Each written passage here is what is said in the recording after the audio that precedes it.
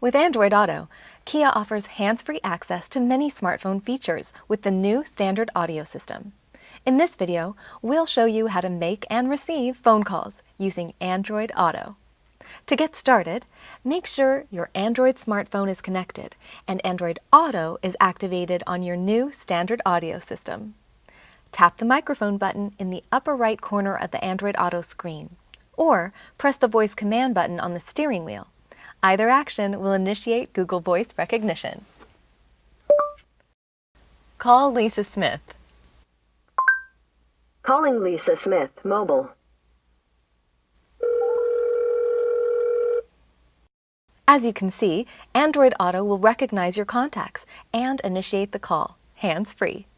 To end the call, you can use the steering wheel button or press the red End Call button on the screen. You can also make calls manually with Android Auto. Start by pressing the phone icon on the bottom left of the screen. From here, you can tap any contact to make a call or press the menu button in the top left corner. This will allow you to dial by name using the directory, and it will also provide access to voicemail, call history, and missed calls.